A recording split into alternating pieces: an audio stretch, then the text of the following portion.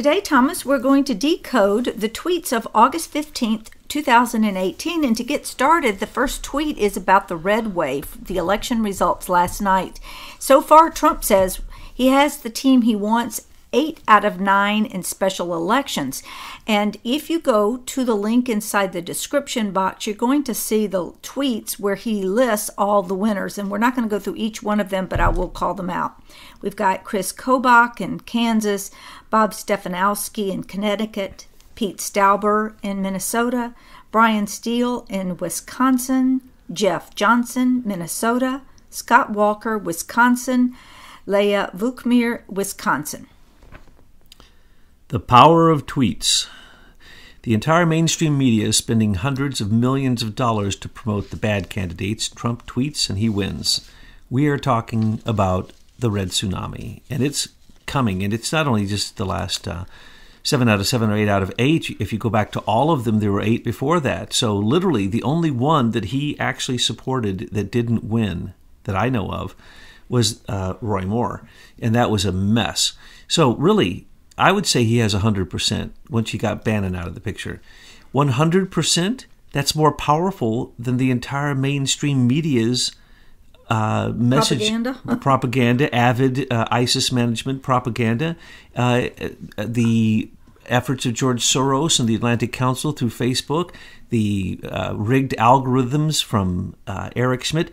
And those are private corporations. So what's going to happen, folks, is they want to get Trump off of Twitter because it is the most powerful thing that has ever happened in American communication history. And before you go, because we're going to talk about this at length, these are desperate times, because if we win big at the midterms, this whole ship can be sailed a different direction, and that's what their big concern is. They know that if right now they do not win the war against Trump, calling them, the mainstream media and 300 plus newspapers all colluding against Trump to write bad articles not based upon anything except being told to write bad articles. So what they're doing is their last-ditch attempt is going to break their back. It's just like the Democrats. Their last-ditch attempts are having no effect on Trump except that they're losing more than ever. So really what is going on is a battle to the death, and the death will be the midterms elections. And if they can use Leader Plus to control that night, the elections, and they can manipulate these op-tech-driven, software-driven election machines, which you have now posted showing that an 11-year-old, as we have said, any junior high school student can, in fact, go in and change votes on any machine, election machine, digital election machine in America. It's absolutely disgusting. We need to go to paper ballots and human counting. And like I always say, there's some things that only human beings should be doing, and that's making human babies and counting citizen votes. We need to get all the machinery out of it, because that's where the tomfoolery happens. And at DEF CON recently, they basically hacked every single machine, the ones that we had pointed out, whether it be ES&S, whether it be Sequoia, whether it be Diebold, whether it be Interheart Civic, or any of them. They're all hackable with PC Anywhere. Anyone can hack our election machines. We need to simply notice that now and realize that that is part of why the mainstream media has to silence all alternative news at this moment. If you even say certain people's names, you will be taken off. If you even insinuate something that they don't like, you can be taken off. No warnings, just taken off. What is that? That's corporate control. But remember, those corporations are paid U.S. tax dollars in contracts with the government. We can simply end the contracts and crash those artificially inflated companies. The FANG, Facebook, Amazon, Netflix, and Apple, and Google and Apple. What is really going on there? It's all fake. It's propped up stock market. What happens with Facebook? They have one horrible thing after the next happen, and their stock barely goes down. So what is really going to happen? Those basically dummy monopoly tech lord companies are all going to have to collapse, because if they want to be a corporation, fine. If they want to be a monopoly, it's not fine. If they want to control public opinion on their monopoly, which is also paid for by U.S. taxpayers, that's against the law. Well, the problem with Twitter for the cabal, for the globalist, is that Trump has a direct voice to the people, and we're listening, paying attention, and acting accordingly. So they are going to have to shut Twitter down to keep him silenced. Absolutely. That is the intent, which we've pointed out before. Well, show me how, in detail, how you imagine that would work. The good or the bad side of it, the way that it's going to work and the way that it is working. Now, let's talk about how, because we talked earlier about this, that first thing is you're going to see these Silicon Valley boy kings pulling out all their money. Now, people are pulling their money out of these stocks, right? Correct. We saw Zuckerberg selling Facebook stock before all of this started exploding on the scene. So I would imagine, I haven't checked, that that's occurring with the other social medias. On a massive scale, and you see everyone coming out of, like the guy who was the head of PayPal, one of the heads of PayPal, Peter Thiel, went over to start another tech company. Why? They're pulling their money out of the companies that they know are going to crash because they were illegally founded and their base code is stolen. Well, that can be proven. And when it is proven, and that's going to happen because behind the scenes, Trump will never actually have to do that technically. All he has to say is RICO, monopoly, antitrust. That's all he has to do is say that, and those companies will collapse. But what's going to happen at the DOJ? Certainly with our traitor Jeff Sessions sitting there, that he's not going to get a lot of traction off of those words. Well, you see, as you know, this special counsel is nothing more than a continuation of John Brennan and Peter Strzok's Crossfire Hurricane counterintelligence operation, which is illegal, by the way. You can't do a counterintelligence operation against an election in America. That's completely illegal. And it's treasonous, actually. But the point is that was what the special counsel was. It's a continuation of Peter Strzok, the star witness, who's now been fired, of course, from the FBI, but he's not fired from the CIA, because if he was fired from both, then the special counsel has to close, doesn't it? Because the star witness is totally, completely discredited, disgraced, and should be fired from both the CIA and the FBI. We can go into more of that because Strzok carried certain powers through the CIA and the FBI that very few people have as a section chief of the CIA, which he carried into the special counsel, which they still need as they continue this absolute baseless, illegal continuation of a coup d'etat, which is happening right before our eyes. So what we're seeing now is the battle. And when Trump says mainstream media is the enemy, he's not kidding. He needs to absolutely end their power by the midterm election. And as it is going right now, it looks pretty darn good that he's going to do so. Now, what we can do out here as patriots, get up and vote for the team that he wants. You follow those tweets every day. Look at Trump tweets before you look at any other news, and do as instructed. These are times of war. This is an information war. We've selected Trump to be our leader through this war, and now we need to give him our support. There is a text up here about Peter Strzok. Would you like me to read that one while you've got Strzok on your mind? Sure. The action, the Strzok firing, was a decisive step in the right direction in correcting the wrongs committed by what has been described as Comey's skinny inner circle. And this is a quote he retweeted or picked up from Chris Swecker, former FBI assistant director. As we have pointed out, previous people in the FBI, in the DOJ, plus whistleblowers are coming out now. And so this is just another statement of one of those.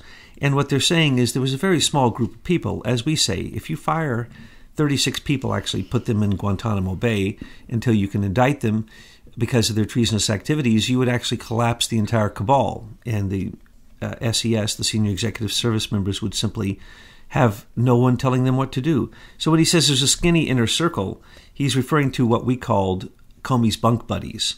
We pointed out from the beginning that Comey literally was talking about his illegal activities of going back and telling his little group everything that was going on in his conversations with the president.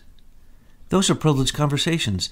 So everything that was going on in the CIA, in the FBI, and in the DOJ was 100% corrupt, and this FBI assistant director is telling us about that, and that it's really not a large group of people. Notice how it all fell onto the one person we had pointed out it would fall on, the second person in charge of the FBI's counterintelligence division. It's coming down to Peter Strzok. I mean, we haven't even heard anything more about Andrew McCabe and his 5 investigations that went nowhere, and his one little tiny accusation of leak has then insinuated an indictment which is going nowhere. So what we're seeing is the small group of people is highly protected, and we just have to keep hammering on them until they go to jail. So in this next group of tweets, we have Chuck Schumer. We have a video where he's saying that illegal immigration is wrong. This comes from several years ago. And then Trump tweets out this, which is a quote from Schumer in 2009. People who enter the United States without our permission are illegal aliens, and illegal aliens should not be treated the same way as people who enter the U.S. legally. This showing the hypocrisy of Chuck Schumer, who was at that time leading a Democratic Congress and Senate particularly, and that he, in fact, was trying to do immigration reform, and Obama was in office. So it was a Democratic White House, it was a Democratic Congress and Senate, and he couldn't get anything passed. But while he was trying to get it passed, he says all the opposite now of what he said then. He clearly said we have to have a border. He clearly said we have no country without a border. He clearly said it is illegal, no matter what you call it, to call it undocumented. That is a ruse. Undocumented means illegal alien, means you need to go to jail, be locked up, and sent back. Not given a lawyer, not given representation, not given the ability to say that you want an asylum because you fear for something, which is now what the Democrats are trying to do.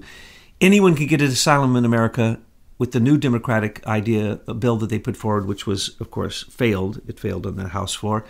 Why? Because it said all you have to do to get asylum in America is say that you fear. I have a fear. A fear of what? It doesn't matter. You can now become an American citizen and literally go on the dole, which is what we see now. The reason that the food stamp program is now the least amount of money we've ever spent in modern history is because the aliens have gotten off of it because they're illegal aliens. 40 million illegal aliens, according to the FBI core report now. And where can people get the core report? Because we've had a couple of inquiries about that number. It seems like such a high number. We will have to find that for you. It was a quote in 2 different places that I saw from reputable sources that were quoting that number. And the FBI core report is a report done every year to basically state how many criminals that they're targeting. Well, all 40 million are targeted by the FBI. They actually have their names. But that doesn't mean anything, because when you're talking about the FBI, again, you're talking about an agency that doesn't do its job very well.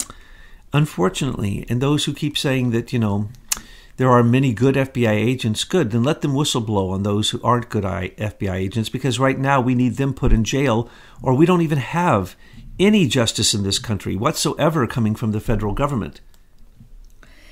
The next tweet is about the rigged Russian witch hunt, which goes on as the originators and founders of the scam continue to be fired and demoted for their corrupt and illegal activity.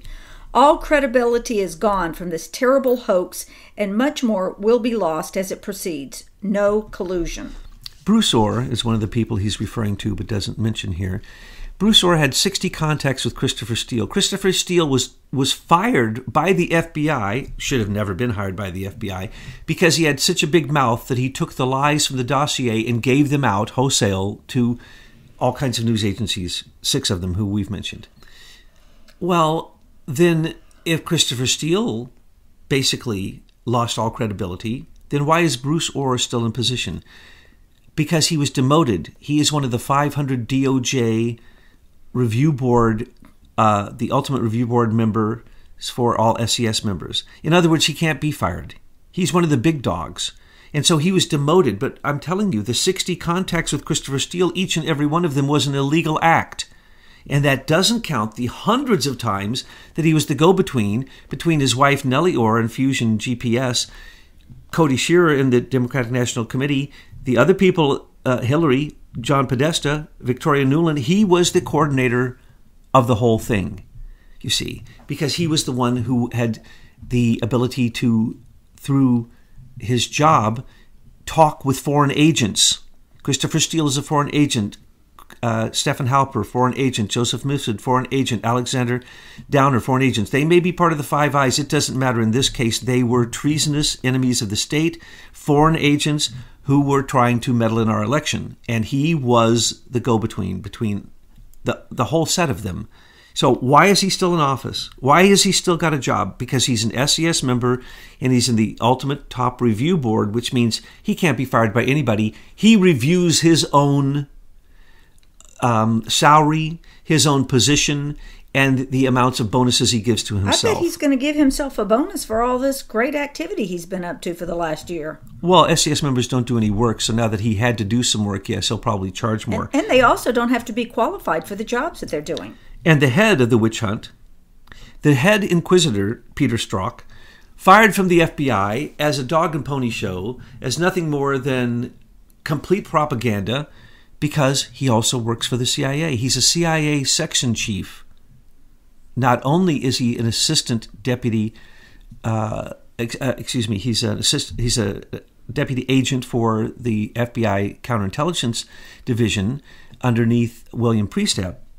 He is also a section chief for the CIA. So everything he was doing, even though in 1996, yes, they did pass a law saying this position can exist, it doesn't matter. The CIA is not legally, lawfully allowed to conduct counterintelligence investigations in America on Americans. But they have to have Peter Strzok in that position throughout the rest of Robert Mueller's special counsel investigation because he is the star witness. If he gets fired, then the entire thing has to be thrown out. He was fired from the FBI, but then so he was also Peter Strzok and Lisa Page. Bruce Orr and others were demoted or moved around, but in essence, nothing has really been done about their criminality. And so what is going to be done about it? Probably nothing. He will remain, because he's a SES member, Peter Strzok, he will remain a CIA section chief or a CIA member. His pay probably wasn't even affected. And because of all this extra work he's having to do, he probably is going to get some type of award from Bruce Orr and the review committee that will probably give him a $35,000 bonus for this year because of all the efforts. Plus, no, don't forget, the GoFundMe accounts for Andrew McCabe and for Peter Strzok practically had twice the amount of money they needed, that they claimed they needed for their legal counsel, in just a few days by thousands of people donating. If you believe that, then you are naive. No, it's probably some kind of money laundering going on. I mean, their big donors are dumping money in there in their GoFundMe accounts. Without a doubt. And again, it's just a political statement for the mainstream media to be able to say, oh, look, people support Peter Strzok. Yeah. Really? Really? Someone listened to his testimony and supported that madman? Supported that angry person? Supported that...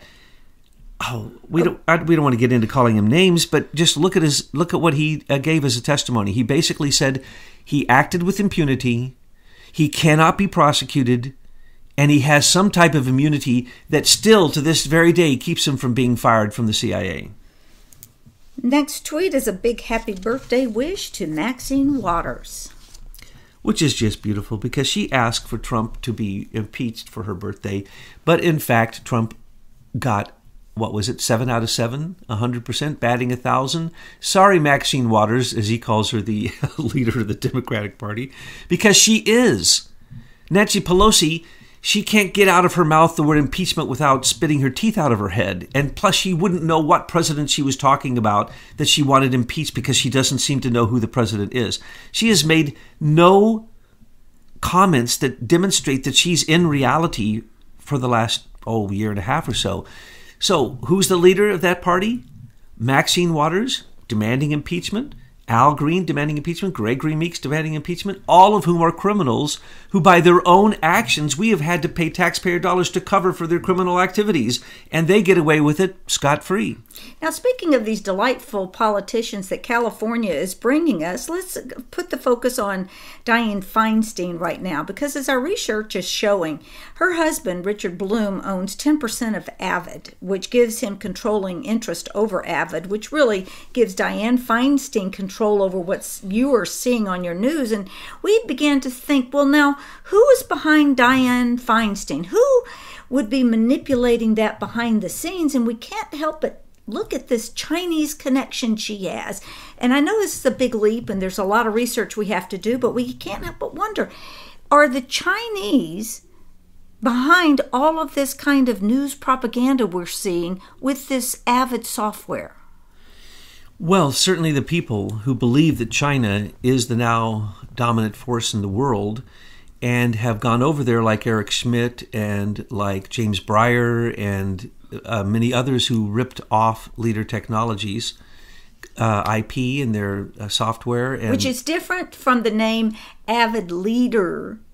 Yeah, Leaders Plus. Right. Which is how they control the election night results. Right. Which is still part of Avid, which is another section. Part of Avid is called ISIS Management, another part called Leader Plus. And that's quite different than Michael McKibben's Leader Technologies, which is where they stole the technology. But now what is happening? Eric Schmidt, right now we see, has created a complete digital totalitarian dictatorship in China for President Xi. They now are arresting people because of looks on their face. They now have a visual recognition that when you're out in public, you're having pictures taken of your face.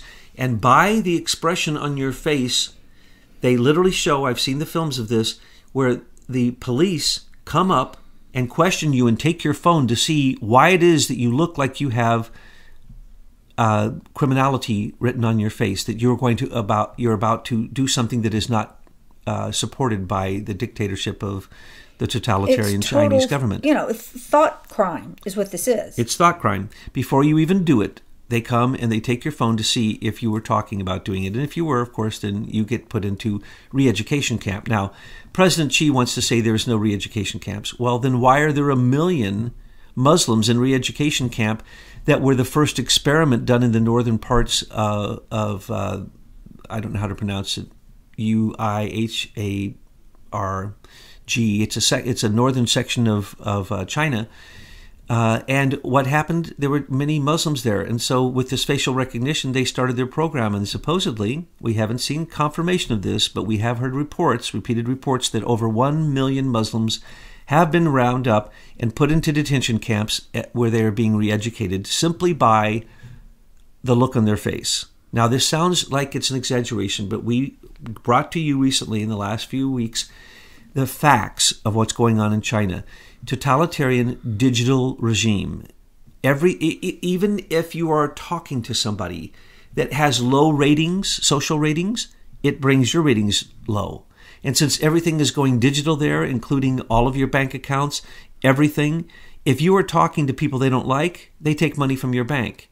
So you go out to do something and you find you have no credits in your bank. So this is Eric Schmidt behind the scenes doing that. So then is it Eric Schmidt and his Chinese connection that's influencing the Dianne Feinstein connection to Avid? Well, absolutely, but also other totalitarians like George Soros, like Lord Malloch Brown, like many members of the Privy Council, like Jeffrey Patty. We know their patterns, and we know that totalitarianism is what they want, and they believe, because they've already demonstrated it in China, in Turkey, in Iran, and many other places, they can control the digital media. And that's what is experimenting right here in America. We know George Soros gave $1.5 billion to the Atlantic Council to set up their Facebook scrubbing machine. That's the reason people are being scrubbed from Facebook. It's not even a human scrubbing them. It's a program that was written by the Atlantic Council's Digital Forensic Research Laboratory, and they're using it in Europe. Now they're using it on us. Eric Schmidt's Digital News Initiative is now controlling exactly what Avid is allowed to say. So even if Avid, the prompting machine for all mainstream media, and it's being produced, the content's being produced by ISIS management. Imagine that. Imagine the joke that they have in manipulating people throughout the world, but calling it ISIS management. Here in America, ISIS management controls the mainstream media. Where do they get their content? Where do they get that? That is simply taken from the globalists who did the same thing in Europe. So where is that coming from? Open Society Foundation, Tides Foundation, and a number of the other ones preach these doctrines. And they give infinite money. Now $18 billion of George Soros' money went into 184 organizations that do these things, including Brock's group, David Brock's group, Media Matter. I mean, they paid whores to say that they had relationships with Trump, and they were proud to state that they were publicizing that any whores that want to come get money can come get money from them, and that's where Stormy Daniels came from. Well, that's probably where Doggerosa comes from, too. Well, Doggerosa is that standard operating procedure. Someone who takes when you don't do your work, you're always paranoid, so you're concerned about getting other people caught doing bad things, and so you have recording devices with you. She brought a recording device into a skiff. She goes to jail.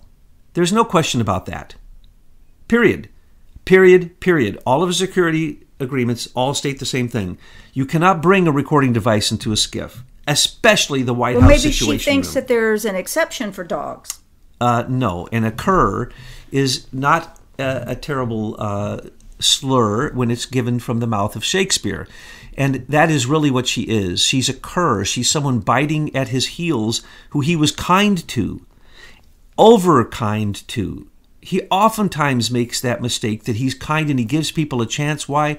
Because he knows he can fire them later if they don't make it. And they know that he will fire them. She knew he would fire her the minute that she started fouling up. He just didn't know about it. And then Kelly had to fire her. Why? Because I guess she just caused nothing but confusion. And then now what is she doing? She's doing a Keith Ellison. She's doing a Donna Brazil. She's doing a Jonathan Weiner. She's getting out in front of the narrative and lying up a storm. Now she says, oh yeah, she has proof that Russian collusion. Really? The entire Mueller investigation, which has been going on since July of 2016, hasn't found one speck, but she has evidence on that. She has evidence of him using the N-word, but she doesn't really have evidence. And then the stories just get bigger and bigger and bigger. Wait a minute. Now, Obama, and I've seen many videos, used the N-word. Yes, but he is an Indonesian, and he looks black, so he gets to use that word. Oh, but he was Indonesian, and he used that word. Correct. He's an Indonesian, and he used that word repeatedly. As a matter of fact, if you read his book, Memories of My Father, he says that many delusions of his father. Yeah, lies about the man who wasn't my father, it should be called, because he is not Kenyan.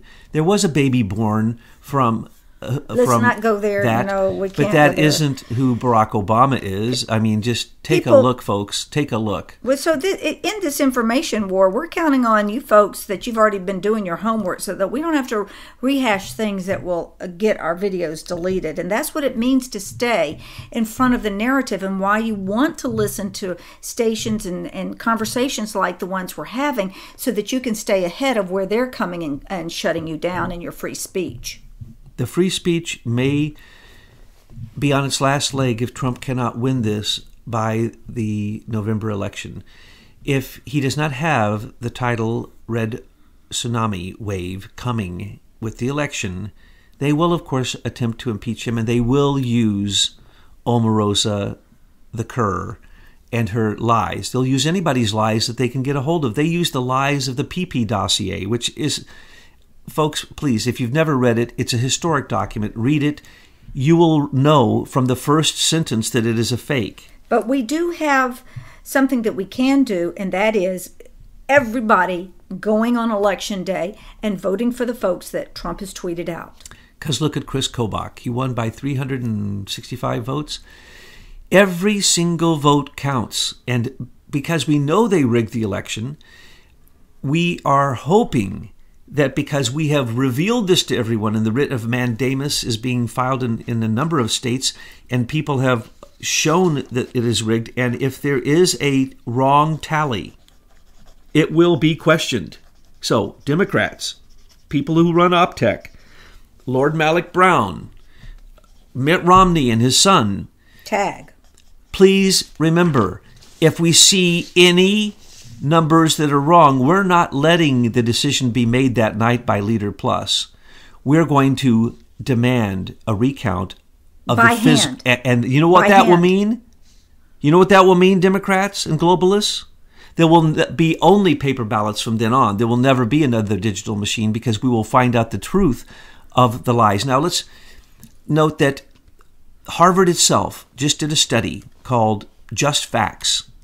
And they said, from what their research, which went on since the last election, that there were 5 to 8 million illegal votes cast in that presidential election. And that's not even counting the digital chicanery that was going on. Correct. So we can inform people of the digital chicanery, and we can show them how to stop that. We can actually show them how, if we wanted to, but they shouldn't, we could go in and make sure that every single vote was cast for Trump. We could make sure that every single vote in the country was cast for Trump because PC Anywhere can hack every single. We just need a lot of great hackers to go in and do it. I mean, it's war. This is war. All we need is a bunch of junior high school students. Oh, that's right. Get the 11-year-olds out there. Hey, let's go to this last tweet. Our country was built on tariffs, and tariffs are now leading us to great new trade deals, as opposed to the horrible and unfair trade deals that I inherited as your president. Other countries should not be allowed to come in and steal the wealth of our great USA. No longer. This country was founded upon tariffs. What he means by that is the British East India Company and the Dutch East India Company were basically ripping off America, as they are still to this day, like vampires. And so in, I believe it was 1786, Washington himself said, no, we're going to put tariffs on them because we need to get them out of here. We need to do our own manufacturing, create and use our own resources, and not let them be ripped off by foreign countries. So from the beginning, it was a tariff war, folks. It was a war about Britain putting taxes on America. It's absurd. They wanted to tax everything, and they wanted all colonists to allow their house to be used for barracking their own soldiers. There was the Stamp Act, there was the tax on tea, there was the tax on everything. And so we were supposed to have stopped that with the first American Revolution. But the moment that we started the U.S. Federal Reserve, we invited those same people, the Dutch, the Germans, and the Brits, right back in to take over control of the odious debt of fiat currency, which is established by the U.S. Federal Reserve, which we don't owe a single dime to them, by the way, because it's odious debt. It was created as a debt that could never be paid. So that means we don't owe it. Plus, we can freeze, the president can freeze the central banks. And if he freezes them, then he will freeze 1/3 of their assets, which are in the FANG stock. That means it won't crash. Their ultimate recourse is to crash the stock market based upon FANG collapsing. But because those corporations didn't collapse, because Hillary didn't get elected and they were supposed to collapse, they are now running on empty. And as corporations, they're doing everything they can to support the globalists, knowing that they were supposed to have collapsed. But they may not collapse, because if he freezes the assets in the central banks, then those companies won't collapse. He can take them over because of their fraud. He can then simply turn it into a public utility that no longer has surveillance. And I'm talking about Twitter, I'm talking about Instagram, Snapchat. It's any kind of software that uses a login. Exactly. They took and stole the patent from Leader Technologies that was given out freely to everybody by James P. Chandler III and IBM Eclipse Foundation. Now, those are names that you should pay attention to. When PayPal, Twitter, Instagram, YouTube, Google, Facebook get the bill that they should be given by Leader Technologies, they will collapse. And that's okay, because then Leader Technology can take over their assets and simply reconstitute it either as a public utility or as a private corporation based upon the reality that they invented this technology. And all you have to do is go to Leader Technologies and you'll see all the aspects of these different branches of these Silicon Valley fake cardboard cutout tech kings are simply elements of what Leader Technologies had already created. So it's all there. Anybody who wants to look will see it. But the point is, these things are easy to solve. People think that it's horrible. Oh, no more free speech. No, the fact that they're at a war against free speech gives us the chance to definitively win this battle because we've pulled them out into the open. The problem is they don't know they're surrounded. And so mainstream media thinks that they speak and everyone believes. Now they speak and no one believes, and they're surrounded by the very people that they turned into their enemies, and they're calling them names. They're calling Trump believers 50%, which is probably more like 70%, of Americans believe in Trump. And those are the people who take the time to do those surveys, the Rasputin, which is weekly. So what's really going on? Landslide support for Trump, no support from mainstream media, and they are dying. And by the midterm election, when the MAGA candidates win, that will be the end of mainstream media as we know.